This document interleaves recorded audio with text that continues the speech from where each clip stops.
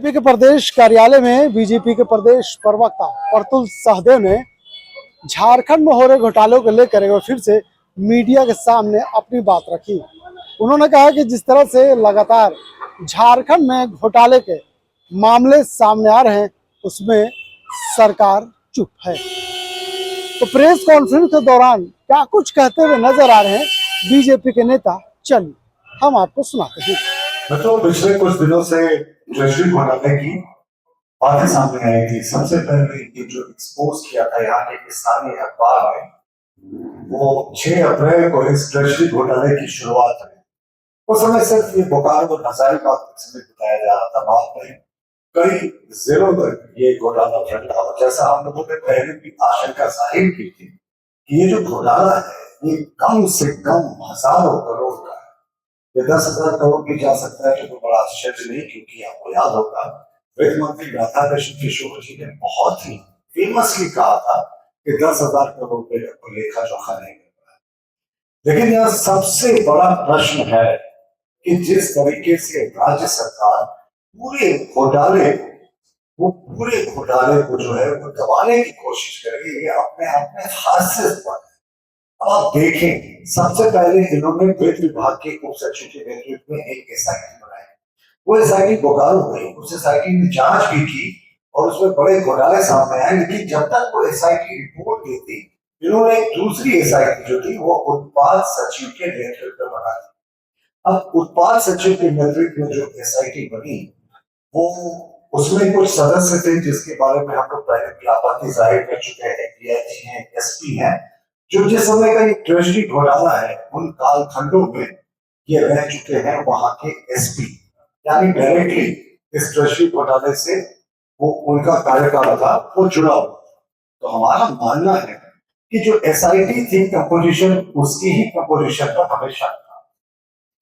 अब आपको दिखाते हैं कि किस तरीके से ये सरकार जो है वो एक तरीके से बिल्कुल आईवॉश कर रही है। एक पत्र मैं आपको दिखाना चाहूंगा, ये बड़ा महत्वपूर्ण पत्र है। जब ये पूरा घोटाला सरकार के सामने आया तो सरकार ने शुरू में इसकी लीपापोती करने की कोशिश की और कहा कि घोटाला साहब बहुत नीचे के सिपाहियों तक समेत है। लेकिन जब इसमें बड़े बड़े लोगों के तार जुटे हुए सामने आई, ऐसी बातें सामने आई, तो वॉलंटियर में ऐसी बातें सामने आई जो सरकार ने एजी को वो पूरे तरीके से इस विभाग की जांच करने के लिए वो पत्र लिखा और ये पत्र जो है वो सरकारी सचिव ने लिखा और कहा एजी से कि अनुरोध है प्रधान महालेखाकार प्रिंसिपल अकाउंटेंट जनरल रांची विशेष ऑडिट करे और आवश्यक समन्वय कर अविलंब सुनिश्चित कराए। यह सरकार के द्वारा लिखा गया पत्र था जिसमें एजी के प्रिंसिपल ऑडिट करने की बात कही गई थी।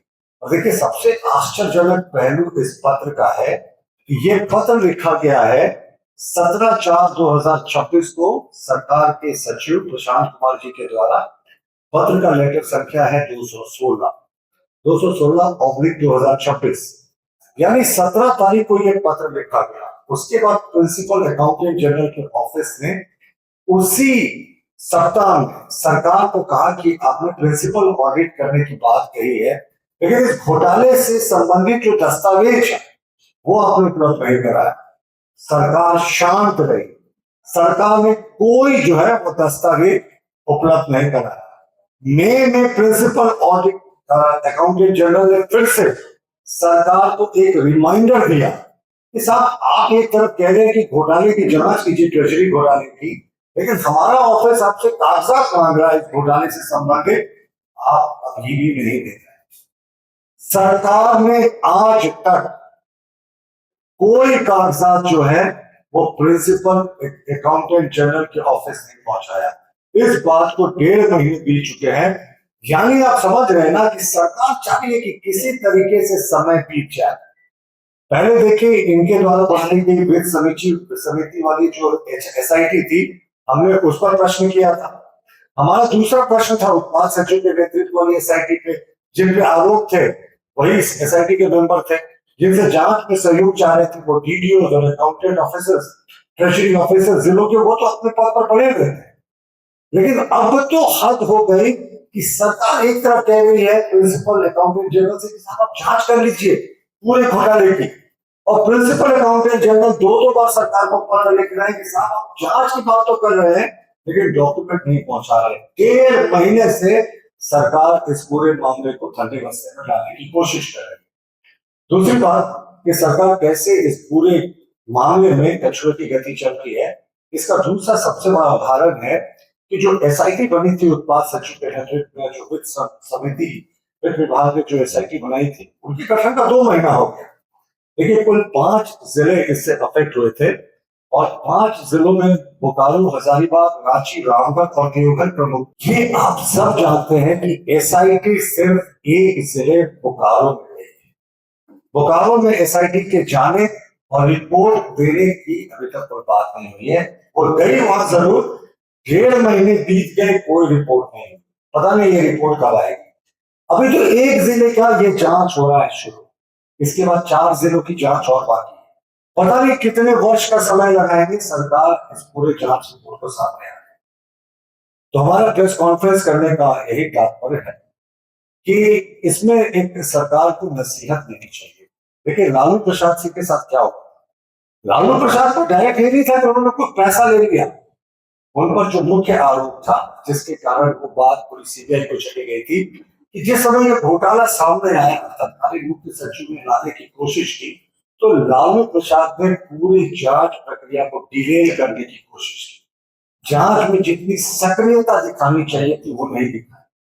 जब ये मामला राज्य सरकार से सीबीआई को चला गया तो सीबीआई के पास जो प्रश्न थे उनका भी लालू प्रसाद को जवाब नहीं दे पाए कि आखिर जांच में डिले क्यों किया गया, और इसी आधार पर उनको कॉन्स्पिरेसी का उस समय जो सेक्शन 120B होता था उसके तहत उनको दोषी मानते हुए सजा दिया गया था। एक नहीं, 2 नहीं, 4-5 केसेस में सजा हो गई। तो हमारी झारखंड सरकार से यही दरखास्त होगी कि इतिहास के पन्नों से सबक सीखिए साहब। इसी घोटाले को, चारा घोटाले को लीपापोती करने के चक्कर में एक मुख्यमंत्री जेल चले गए थे, उनको कुर्सी छोड़नी पड़ी थी। कम से कम ये गलती दोबारा अब नहीं होना है। और ये कछुए की गति से चल रही है ये जांच, 2 महीने, 1.5-2 महीने में भी एक जिले की जांच पूरी नहीं हुई और 5 जिलों की जांच की बात है। जबकि हमारा तो मानना है कि आज भी अखबारों में आया है 2 और नए जिले जो हैं इस जांच में जुड़ जाएंगे। तो ये जांच आखिर कब पूरी होगी? इस तरीके से जांच चलेगी तो हमारा जाहिर तौर पर मानना है कि सरकार इस पूरे जांच को रफा दफा करने की कोशिश कर रही है। वही गलती कर रही है जो लालू प्रसाद ने किया था। लालू प्रसाद का क्या हाल हुआ था ये फिर से दोबारा बताने की आवश्यकता नहीं है।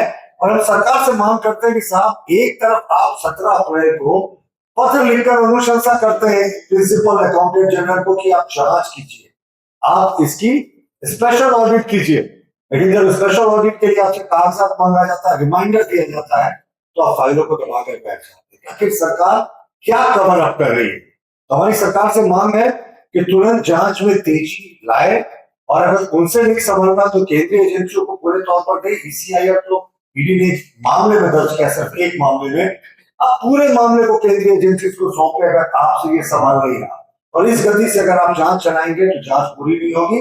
जांच में भी तेजी लाए, और सबसे महत्वपूर्ण प्रिंसिपल अकाउंटेंट जनरल जो 17 तारीख को, 17 अप्रैल को जो दस्तावेज मांगे थे घोटाले से संबंधित स्पेशल ऑडिट करने के लिए, वो आप उपलब्ध कराए। ये कवर अप करके कहीं ना कहीं सरकार दिखा रही है कि वो इस घोटाले में संलिप्त कुछ बहुत बड़े सफेद पोशों को बचाने की कोशिश कर रही है। लेकिन उनको इतिहास से सीख लेनी चाहिए। तो बिहार के चारा घोटाले में बड़े लोग नहीं बचे, इस बार कैसे ही उम्मीद कर सकते। लाइव लगातार के वीडियो को लाइक करें, सब्सक्राइब करें और बेल आइकन को दबाना न भूलें।